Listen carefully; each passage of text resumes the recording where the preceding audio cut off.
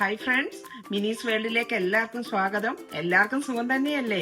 എനിക്കിവിടെ സുഖം തന്നെ. അപ്പൊ ഇന്ന് നമ്മളെ മട്ടന്റെ ഒരു റെസിപ്പിയാണ് കാണാൻ പോകുന്നത്. മട്ടൻ ചില്ലി വരട്ട് ഒരു സ്പെഷ്യൽ രീതിയിലാണ് ഇന്ന് നമ്മൾ മട്ടൻ ഫ്രൈ ചെയ്യുന്നത്.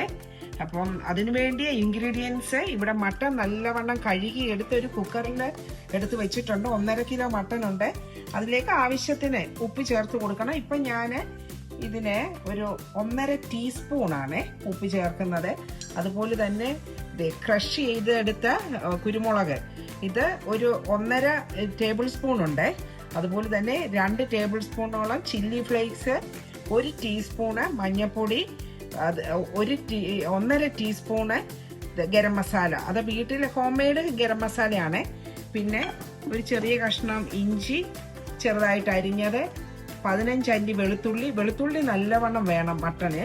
അതുപോലെ 2 പച്ചമുളക് ചെറുതായിട്ട് അരിഞ്ഞത്, 2 തണ്ട് കറിവേപ്പില, 1 സവോള ചെറുതായിട്ട് അരിഞ്ഞത് കനം കുറച്ച്. ഇതെല്ലാം കൂടെ ഈ മട്ടനിലേക്ക് ഇട്ട് ഒന്ന് നല്ലവണ്ണം ഞെരടിയെടുത്ത്, ഈ മട്ടന് ഒരുപാട് വേവുള്ള മട്ടൻ അല്ല ഇത്, ഇവിടുത്തെ സൂപ്പർ മാർക്കറ്റിൽ നിന്ന് വാങ്ങിച്ചതാണ്. അപ്പം ഒരുപാട് വേവില്ല. അപ്പം ഞാനിപ്പോൾ ആദ്യം ഇതിനൊരു 2 വിസിൽ അടിക്കാനാണ് വെക്കുന്നത്. നമ്മൾ അല്ലാതെ ബുച്ചേഴ്സിൽ നിന്ന് വാങ്ങിക്കുന്ന നാടൻ മട്ടനാണെങ്കിൽ നല്ല വേവുണ്ട്.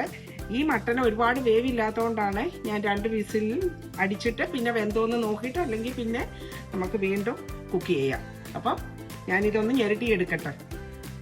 മട്ടനിലേക്ക് ഇഞ്ചിയും വെളുത്തുള്ളിയും ചില്ലി ഫ്ലേക്സും കുരുമുളകും എല്ലാം കൂടെ തിരുമ്മി പിടിപ്പിച്ച് ഇനിയും ഇതിന് അടപ്പടച്ച് നമുക്ക് 2 വിസിലിന് വേണ്ടി വെയിറ്റ് ചെയ്യാം. 2 വിസിൽ അടിച്ചപ്പം കുക്കറിന്റെ പ്രഷറൊക്കെ പോയി കഴിഞ്ഞ് ഞാൻ തുറന്ന് നോക്കി, ഒരു പീസ് എടുത്ത് നോക്കി, നല്ലവണ്ണം വെന്തിട്ടുണ്ട്.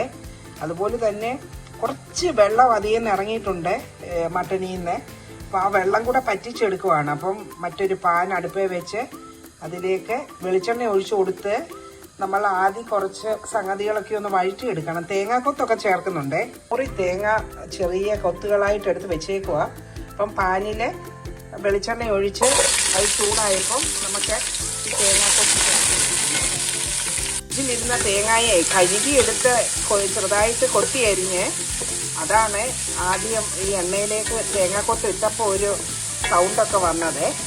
അതാ കുറച്ച് വെള്ളം ഇരുന്നതിൻ്റെയാണ്. നമ്മൾ ഈ തേങ്ങ കൊത്തി എടുത്തിട്ട് അതൊന്ന് നല്ലവണ്ണം കഴുകിയെടുത്താണ്.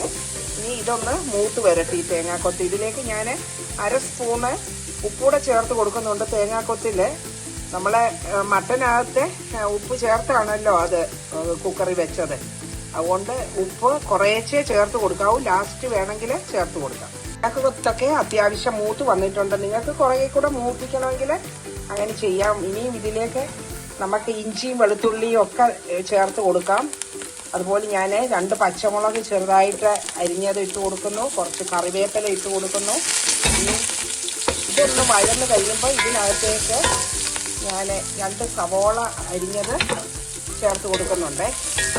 ഇനിയും നിങ്ങൾക്ക് കൂടുതൽ ചതച്ച മുളകോ കുരുമുളകോ ഒക്കെ ചേർക്കണമെങ്കിൽ ചേർത്ത് കൊടുക്കാം. ഞാൻ ഈ മട്ടൻ്റെ ഒരു പീസ് എടുത്ത് നോക്കിയപ്പോൾ നല്ലവണ്ണം ഇതിനകത്ത് എരിവൊക്കെ ഉണ്ട്.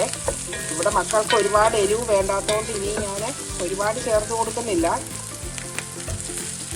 ഇനി സവോള ചേർത്ത് കൊടുത്തു. ഇനി ഇതെല്ലാം കൂടെ സവോളയും കൂടെ ഒന്ന് മൂത്ത് കഴിയുമ്പോൾ നമുക്ക് വെന്തിരിക്കുന്ന മട്ടൻ ചേർത്ത് കൊടുക്കാം. അപ്പോൾ നമ്മളുടെ സവോളയൊക്കെ ഒന്ന് നല്ലവണ്ണം മഴന്ന് വന്നിട്ടുണ്ട്. അപ്പോൾ ഇനിയും ബാക്കിയുള്ളത് ഇതിൽ കിടന്ന് മൂത്തോളും. ഇനി നമ്മൾ വെന്തിരിക്കുന്ന മട്ടന് കുറച്ച് ഗ്രേവി ഉണ്ട്, അതോടുകൂടി ചേർത്ത് കൊടുക്കാം.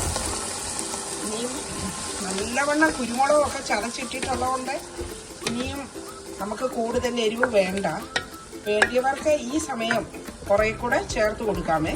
ഇനി ഇതിലെ വെള്ളം ഒന്ന് പറ്റട്ടെ. ഞാനിപ്പം ഫുൾ ഫ്ലെയിമിലാണ് തീ ഇട്ടേക്കുന്നത്. മട്ടനിലെ വെള്ളമൊക്കെ ഒന്ന് പറ്റി. ഇതുവരെ ഫുൾ ഫ്ലെയിമിലാണ് നമ്മൾ തീ വെച്ചിരുന്നത്. ഇനിയും നമുക്ക് ഒന്ന് മീഡിയം ഫ്ലെയിമിലേക്ക് മാറ്റി കൊടുക്കാമേ. ഇനിയും ചെറുതായിട്ട് ഇടയ്ക്ക് ഒന്ന് ഇളക്കി കൊടുത്ത് നമുക്കിത് വരട്ടിയെടുക്കാമേ. വെള്ളമൊക്കെ പറ്റി വരുന്നുണ്ട്. ഒക്കെ മാറി നല്ല വരണ്ട് വരുന്നുണ്ട്. ഇതൊരു പാതി വറവായി. ഇനി ഒന്ന് ചെറുതായിട്ട് ഇളക്കി കൊടുത്ത് വരട്ടിയെടുക്കാം. നല്ല കറുപ്പിച്ചെടുക്കുമ്പോഴാണ് നല്ല ടേസ്റ്റ്. ഒരുപാട് അങ്ങ് മൂത്ത് പോയാലും മട്ടന് ടേസ്റ്റ് ഇല്ല.